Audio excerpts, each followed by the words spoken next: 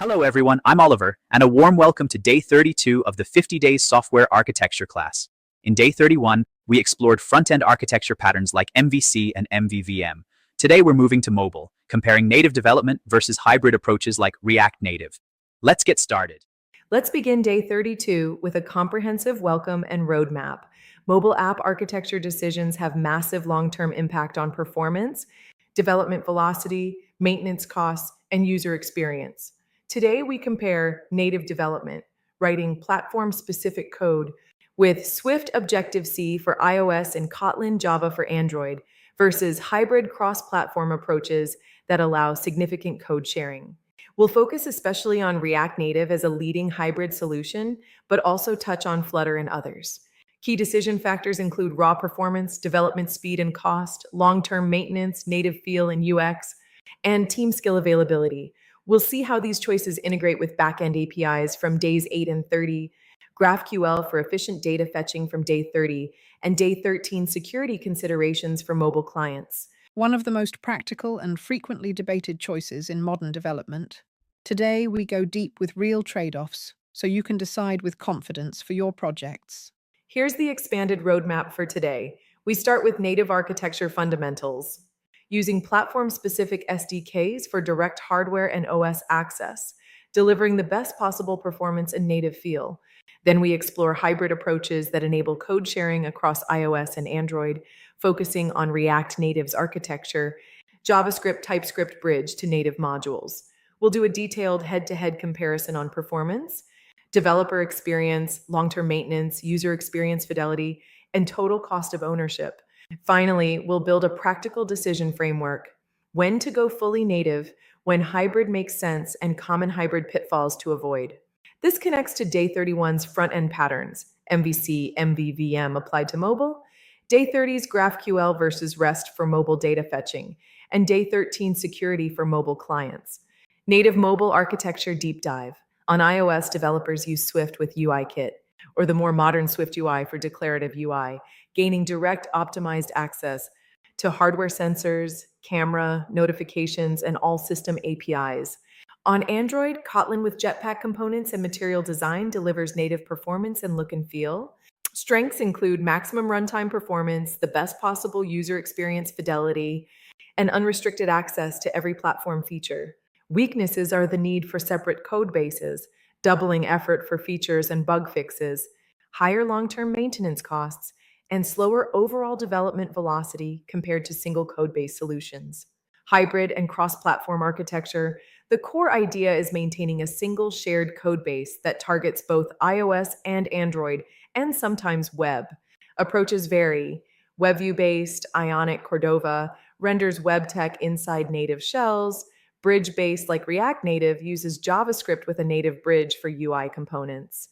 And compiled solutions like Flutter use Dart and Skia for custom rendering. React Native is particularly popular because it lets you write in JavaScript or TypeScript while calling native modules when needed. Strengths include dramatically faster development cycles, high code reuse, often 80-90%, and the ability for a single team to ship to both platforms. Weaknesses include some performance overhead from the bridge and occasional gaps in achieving 100% native look and feel.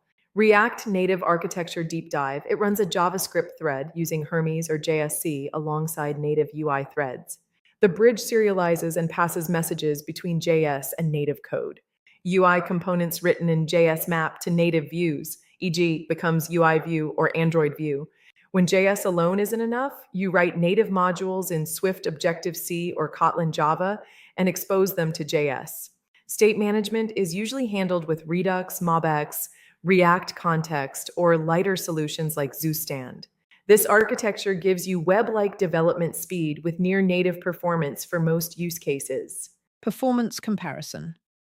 Pure native delivers the best raw performance, smoothest 60-120 FPS animations, and lowest battery consumption. React Native comes very close for the majority of apps, with occasional bridge overhead on heavy interactions. Flutter's Skia engine provides excellent performance. Flutter's consistent look across platforms. WebView-based hybrids are generally the slowest, but can be acceptable for content-heavy or internal tools. Development speed and cost. Native requires maintaining two separate code bases, which usually means two specialized teams or double the effort. React Native enables a single codebase and a shared team, dramatically speeding up feature development and iteration. For mid-sized to large apps, hybrid often wins on long-term maintenance cost. The learning curve for native is steeper because developers need deep platform-specific knowledge, user experience, and native feel. Pure Native gives the most polished platform-specific experience with perfect gestures, animations, and system integration. React Native gets very close by using real native components under the hood, though some custom interactions may feel slightly off. Flutter delivers consistent, beautiful, custom UIs across platforms, but may not match native conventions perfectly. WebView hybrids often feel the least native. Code sharing and maintenance. Pure Native typically shares only 0 to 20%, usually business logic or models. React Native routinely achieves 70 to 95% code sharing in real projects. Maintenance burden is significantly lower with a single code base. However, OS updates and new platform features can require more immediate attention in native code bases. Security considerations for mobile. Native apps have direct access to the most secure platform features like Keychain, iOS, and Keystore, Android. React Native's bridge adds a small attack surface, but the ecosystem has mature mitigations and best practices. In both cases, use secure storage for tokens, implement certificate pinning for API calls, and handle authentication. OAuth, JWT from day 14, carefully to avoid common mobile pitfalls. When to choose native, when maximum performance and platform polish are non-negotiable. High-end games, AR, VR, complex animations. When deep integration with platform-specific hardware or advanced system APIs is required. For enterprise or regulated apps with strict compliance and security requirements. When your team already has deep platform expertise and budget allows dual maintenance. When to choose native, when maximum performance and platform polish are non-negotiable. High-end games, AR, VR, complex animations. When deep integration with platform-specific hardware or advanced system APIs is required. For enterprise or regulated apps with strict compliance and security requirements. When your team already has deep platform expertise and budget allows dual maintenance. Flutter, as a strong alternative, uses Dart language with Skia rendering engine for pixel-perfect consistent UI across platforms. Hot Reload provides extremely fast development iteration. Performance is very close to native for most apps. The ecosystem is growing rapidly and is particularly strong for new greenfield projects. Decision framework summary. Choose native when performance is paramount or you need deep platform-specific features.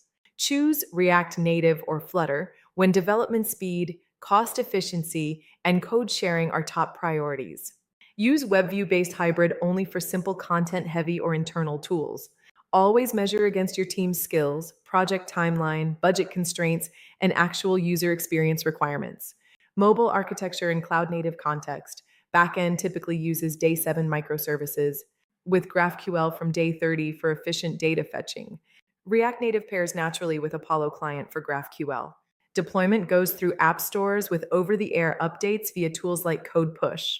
Monitoring includes app performance metrics, and crash reporting integrated with day 18 observability. Security in mobile architectures. Native apps have excellent built-in secure storage and biometric authentication. React Native relies on community libraries for secure storage and certificate pinning. In both cases, implement proper OAuth flows and JWT handling from day 14. Common risks include insecure local storage, man-in-the-middle attacks, and code injection. Always validate and sanitize. Mobile best practices. Maintain a single source of truth for application state. Design offline first with proper synchronization strategies. Optimize performance with lazy loading and list virtualization. Test thoroughly with unit tests, integration tests, and end-to-end tests on real devices. Common mobile architecture pitfalls. Choosing hybrid frameworks for apps that truly need maximum performance. Ignoring platform-specific UX differences and conventions. poor state management causing memory leaks or inconsistent UI, insufficient testing, especially on real devices rather than just emulators. Recapping day 32, we compared native mobile development with hybrid cross-platform approaches with special focus on React Native. Covered strengths, weaknesses, decision factors, and best practices. The key takeaway: there is no universally superior approach. Choose native or hybrid based on your specific project requirements, team skills, performance needs, and long-term maintenance goals. Day 32 of the 50 Days Software Architecture class on YouTube, moderated by Anastasia and Irene. Today's focus is on mobile app architecture, comparing native development versus hybrid and cross-platform approaches like React Native. We'll help you make informed decisions about performance, development speed, code sharing, maintenance, and user experience trade-offs in mobile applications. The session is designed to run 18 to 22 minutes, approximately 60 words per minute. Total word count around 1950 with natural delivery and significantly expanded explanations. This includes real-world case studies, performance benchmarks, team and cost considerations, and strategic guidance for choosing the right approach for your needs. We've organized it into 20 slides, each with 4 bullet points and much longer conversational scripts from both moderators to offer practical examples and lessons from production.